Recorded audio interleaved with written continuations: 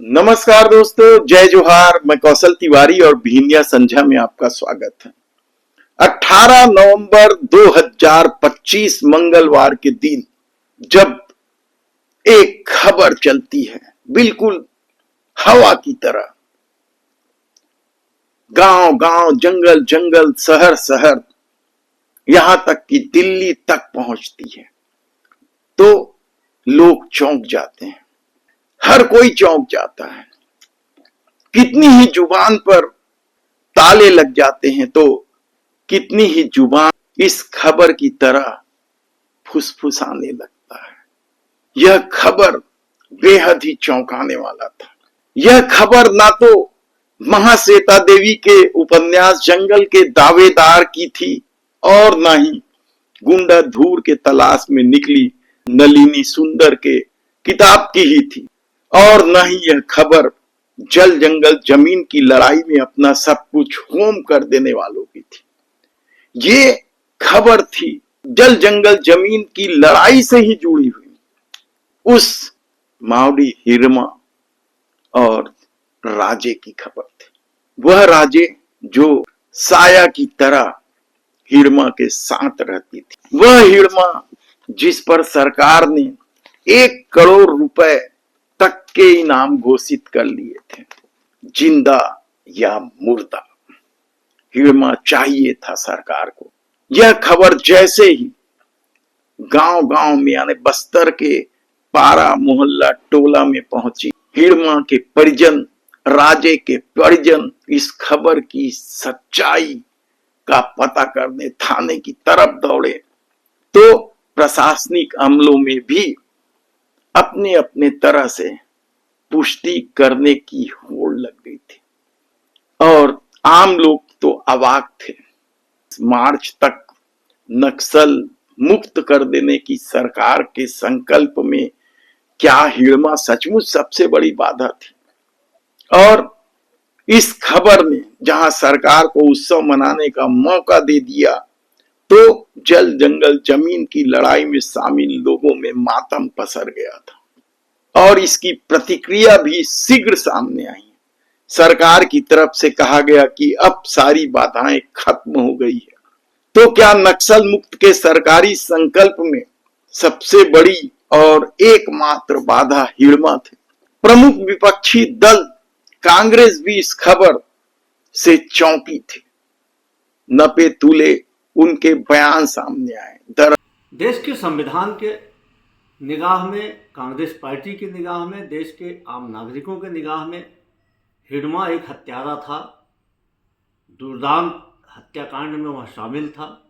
कांग्रेस ने जहां पे अपनी पूरी एक पीढ़ी को खोया था, जीजम कांड का भी जो सूत्रधार था हिरमा ही था, ऐसा बताया जाता है। तो ऐसे व्यक्ति के प्रति कांग्रेस पार्टी की कहीं से कोई संवेदना नहीं है। और हिरमा का अंत यह बताता है कि संविधान के इतर जाके यदि आप रक्तपात करेंगे तो आपका अंत ऐसे ही होगा। किसी भी प्रकार की कोई भी संवेदना का सवाल ही नहीं उठता है। और किसी व्यक्ति ने या किसी ने जो पोस्ट में जो क्या किया है, उनका अपना व्यक्तिगत विषय हो सकता है। कांग्रेस पार्टी का मानना है कि हिरमा बस्तर के लोगों के लिए एक आतंक का पर्याय था। हिरमा नक्सलवाद, नक्सली हत्या का पर्याय था। निश्चित तौर पे कांग्रेस पार्टी की किसी भी प्रकार की कोई संवेदना उसके साथ नहीं है। असल हिरमा पर आरोप था कि उन्होंने झीरम घाटी कांड में छत्तीसगढ़ कांग्रेस के अग्रिम पंक्ति के तमाम नेताओं की हत्या कर दी थी।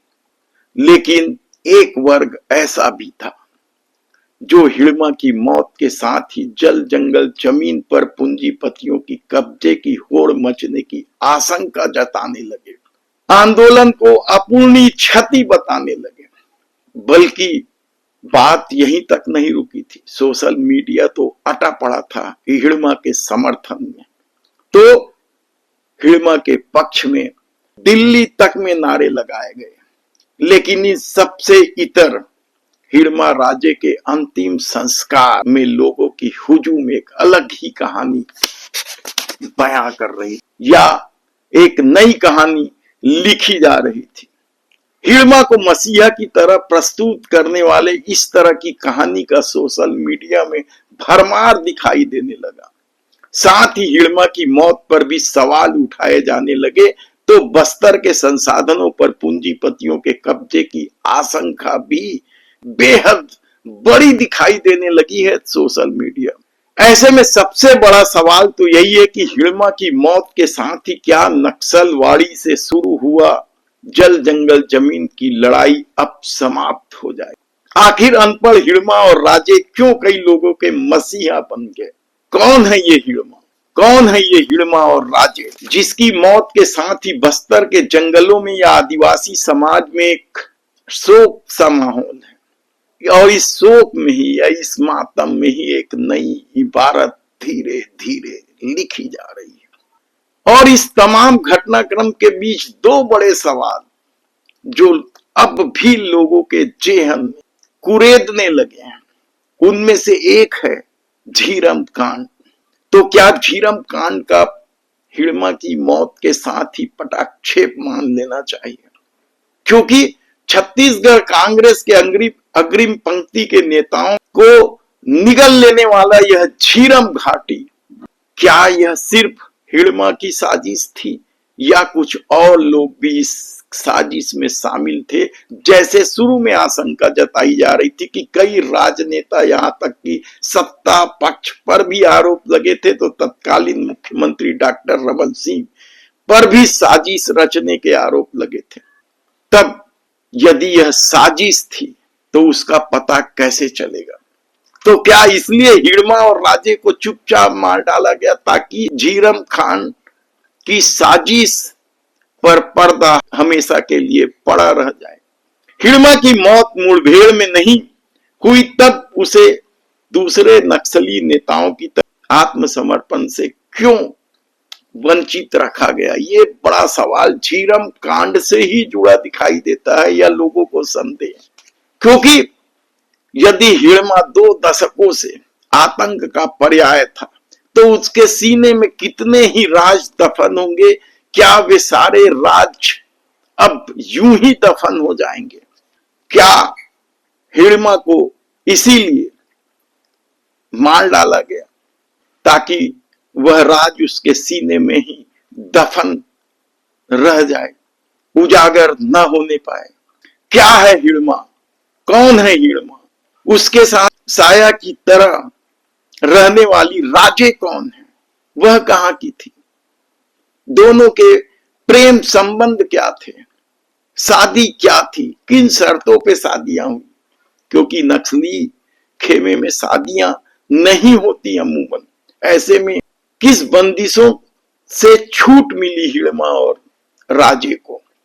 ऐसे कितने ही सवाल 18 नवंबर 2025 को हिड़मा और राजे की मौत के साथ ही दफन हो गए कितने ही राज। लेकिन बस्तर के घने जंगलों में अब भी एक हवा जो चलती है, तेजी से चलती है कभी कभी, और वह फुसफुसा जाती है, हिड़मा और राजे को मारकर क्या सरकार ने उसे मसीहा बना दिया? ऐसे कितने ही सवाल 18 नवंबर 2025 को हिड़मा और राजे की मौत के साथ दफन हो गए। जल जंगल जमीन की लड़ाई को लेकर, बस्तर की सौंदर्यता को लेकर, बस्तर की खासियत को लेकर हम आपको किस्तों में इस पूरे मामले की तह तक जाने की कोशिश करेंगे और आप तक भी पहुंचाने की कोशिश करेंगे। इस एपिसोड में हमारा कतई मकसद नहीं है हिड़मा या राजे को स्थापित करना।